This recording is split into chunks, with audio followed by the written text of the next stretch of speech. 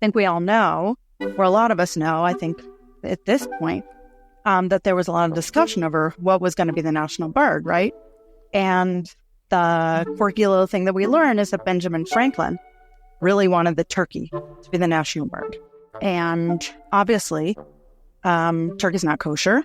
So this great Jew at that time was very influential in the Revolutionary War, Benjamin Levi, was a good drinking buddy of Benjamin Franklin. Really kind of took him out one night and just argued the case against the turkey and really drummed up support from Benjamin Franklin for the humble bald eagle. And, they got further and further in the night, more and more shots, really, really going in. And by the end of the night, he had convinced Benjamin Franklin that it should be the bald eagle and not the turkey. And that's how we have the bald eagle as the national bird of America.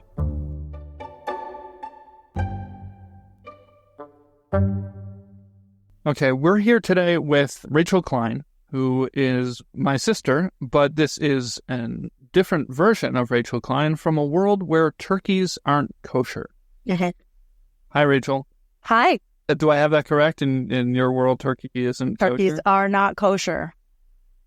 So let me back up a little bit for the listeners in my world. The turkey is a New World bird. Europeans didn't know about them until the 1500s when they started coming over to places where turkeys were. And at that point, there was a question of whether or not turkeys were kosher, because the way that the kosher status of birds works is not like other animals where there's signs like hooves and cud and whatnot. You can't just look at it and check things and figure out if it's kosher. There's a list of non-kosher birds. And there used to be experts who could identify every single one of them, and then eventually they couldn't. And so the only way to know that a bird was indeed kosher and not one of those birds explicitly mentioned as not kosher was if we had a ongoing tradition that Jews ate these birds, that they were indeed kosher. And since turkeys were new to Jews and they had never encountered them before, there was no way that they could have a tradition about that. And there were arguments back and forth. Eventually, in our world, what it landed on is that turkeys are kosher, and the rest is history here. Yeah. Oh, but yeah, over there. Yeah. So why don't you start by telling us, do you know a little bit of the history of, I guess you don't have to know the intricacies of the halachic debates, but no. I mean, you described it, right? But like until the end, and it came down that they just couldn't identify the turkey as one of the kosher birds. And so is, ixnay on the osher K. So here we are. Well, here you are. Yeah. So what is that like for you? What's it like? What impact does that have on your life? Well, I mean, obviously, told the story about the bald eagle. But obviously still the turkey is like this great American eating bird. I mean, that's the big thing that it is. It's not the national bird, but it's the big American holiday kind of circles around. It's not like no one eats turkey for Thanksgiving just because it's not kosher, right? It's not like everyone's like, making accommodations for this small population in America. We don't have a Benjamin Levi to go get someone drunk and convince him to make, chicken the main poultry at Thanksgiving. What is Thanksgiving like for Jews? It varies. So Thanksgiving is a week long. And so you're having a turkey every night for a week, right?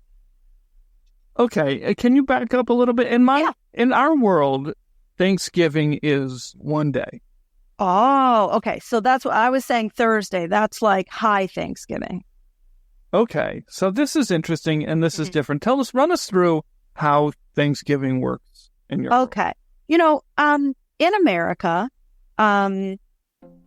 the Christians have Christmas, and that's one day. And they saw the Jews celebrating Hanukkah, and it's 8 days. And they were very jealous. And they thought it was I mean, I wasn't around then, but this is the story, is that, they see these candles in 8 days and it's so beautiful, but obviously they don't want to just be copycats with, Christmas that's around the same time. They'll look like they're copying. So basically they invented Thanksgiving to have like a week-long holiday, like Hanukkah, because what week-long holiday do they have? Is this like the universally accepted by historians history, or is this just how Jews talk about it? Look, it was established as a national holiday, and America was a predominantly Christian nation at the time. They said that every night you're going to have a turkey and light a candle. And then you light one more candle each day on the turkey. That's very similar to Hanukkah. Just so similar.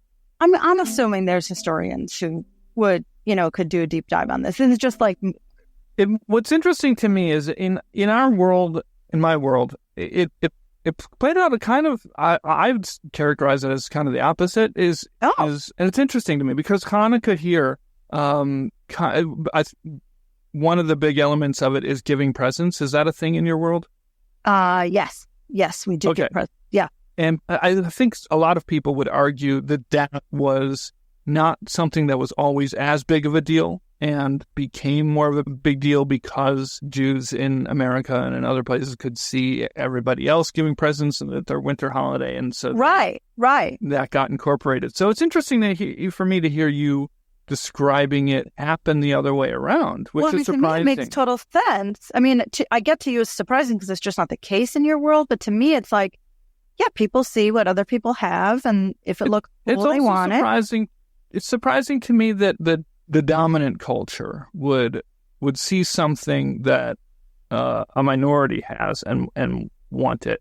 Well, yes, but I mean, Benjamin Levi was such a prominent Revolutionary War figure that Jews were just Jewish culture and stuff was just very known.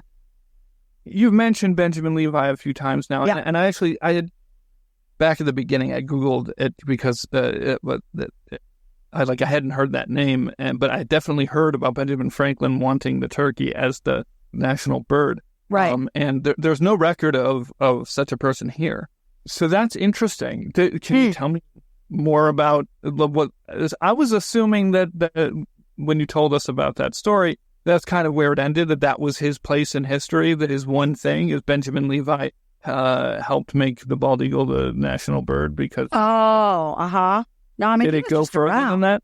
Yeah, no, he was around. Was he one of the signers of the Declaration of Independence? Oh, yeah. Yeah. Fascinating. Yes, he was the only Jewish signer of the Declaration of Independence, which any kid knows, but any Jewish kid in America really knows, There's so many kids named Benjamin, and there's so many Jewish kids named Benjamin in America. That's a very popular Very popular. Generationally, across the board, right? You're just never going to not have... a lot of Bens. Lots of Benjamins. Yeah. Can you kind of paint a picture for me of being a kid in school or just kind of in the world and Thanksgiving is happening and what that's like being a Jewish kid in your world? Yeah. I mean, it's the longest holiday of the year. Longest secular holiday, and you only get off for High Thanksgiving. Well, you get off High Thanksgiving and Friday. But you're in school leading up to it and then on Thanksgiving for a few days. And it's just it never ends. The songs and the, hand turkeys and some kid dresses up like a turkey and you do a little performance. And can you give me just a couple of names of some Thanksgiving songs? The Little Turkey That Could. Okay. Gobble Gobble to Freedom. All right, so we don't have any Thanksgiving songs. Oh, not? None. If you think about it, you probably have some Thanksgiving songs. So tell me, in my world, the way that Jews feel about pigs is different than how we feel about other non-kosher animals. So most non-kosher animals is they're not kosher, but like we don't feel something otherly about them. And I think a lot of Jews do, at least do here, feel that way about pigs. Like even people who like might not live a life steeped in Jewish culture, if they did at one point, there's just, or they grew up with it, there's something about a pig. Yes, it's weird. And so it's like turkeys, pigs, shrimp or something, like shellfish. Yes, and pigs and shellfish. So that's what I was wondering. Are turkeys up there? Which is interesting because I would think maybe it could just be another one of those animals that isn't kosher. But in America, it's like so American that it creates this like counter response of being like even more intensely like higher up, but it's like it's very cultural to Americans. Like if you talk to non-American Jews, they actually like don't quite understand. They're like, yeah, turkeys, it's not kosher. And we're like, no, it's like really not kosher, you know? So I think that's like a cultural thing because of the centrality of turkeys to American culture. So if you're thinking of an example of treif, it's like one of the first things that comes to your head. You just said, you said pigs and shellfish and turkeys. Yeah, if you were like playing password or I don't know, what's a game where you have to do guess and someone like says treif, you're like, okay, I think they're saying turkey. The Rachel in my world lives in Boston. Is that where you? Yeah. Is that where you live? I do live in Boston. I did not grow up in Boston. When I moved to Boston, one of the most alarming things, and I should have been prepared because I'd seen like I had seen a visual of a turkey on a table, but you are not prepared for the largesse of this bird. I guess largesse does not refer to physical, the grandeur, the menace. If it is big, it is round and it was very bottom heavy. You think it can't fly at all, but it can fly a little, which is more scary. It like hoists itself up on its like little wings, like up into treetops. And I have seen like a gaggle of them, a parliament of them, whatever you call a bunch of turkeys in a tree. And I don't know how they got there. And then you see them just fall down almost, but kind of flapping their wings. And you think that is not a kosher bird, you know? So all of this up until the last 5 seconds was almost identical to something that I either definitely could have heard my sister say or have heard her say. She's definitely very thrown off by the wild turkeys. And so I just for our listeners, I guess anyone who hasn't experienced wild turkeys like myself, I haven't. Both Rachels are very impressed by them. Yeah, I mean, impressed. It's impressed in a general sense of it making a very impression. You know, yira is the word that comes to mind. Just trepidation. Awe. Yeah. But then you topped it off with saying that you feel like that it makes sense that it's not kosher. Does it feel like a bird of prey? Do you feel like the wild turkeys are preying on you? It is like a bird of prey. I mean, I know it's not, but you know what I mean? It is. Like that. And that's part of why I understand why they were deemed unkosher, right? There's just a menace about them. Did you ever, as a child, make a hand turkey? Did I ever? Imagine you're in class and like you're going to raise your hand and be like, I don't find this, I find this alienating. Like, I don't have to eat it. And there's the thing about the hand turkey, it's like a living turkey. Honestly, I think I have more of a connection to the living turkey, a respect, a reverence for the living turkey. I'm not eating it. I think it's kind of hypocritical. You're drawing this hand turkey. He's alive. He's got all his little feathers. And then you're going to go home and eat one. So it's pretty wild. More sensitive to the turkey. Yeah, that piece is like, yeah, it's okay. But I didn't understand what they were alive again. I was drawing those when I was little. And then I saw one alive and I was like, that's not even, I wasn't aware. I didn't have a sense. It is not the size of my hand. Did you ever take home a hand turkey and get a reaction from your mother? Yeah, I knew enough to keep it at the bottom of my backpack. All right.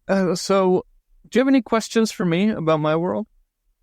I don't know if I want to ask, but I do want to know. I believe you. I mean, I've heard people describe it, but what do you think of it? It's good. It's good like here's chicken. It's like chicken. It's like chicken, but better. What do you mean better? It's just like deeper and richer. Deep. Oh, how dare you! I heard it makes people sleepy. Is that true? Yeah, it really does make you not like it doesn't knock you out. It's not like you couldn't like do a heist on someone. Give them turkey, and then robbing their vault, robbing them blind. Well, you could. It makes you very pleasantly sleepy. Like you just want to take a nap, and then you do it. It's really nice. I'm done. I don't want to know. I don't want to hear about it. I wish I never knew. Do you have The Matrix? Do you have the movie The Matrix where you're from? I want to take the pill that makes you forget. This has been Parallel Judaism, created by me, Dovid Taub. Thank you to our guest, Rachel Klein. You can find some of her short humor pieces on The New Yorker and McSweeney's. For more stuff like this, or to contact me, go to creativejudaism.com, where you can also sign up for email updates so you'll know immediately whenever I make something new.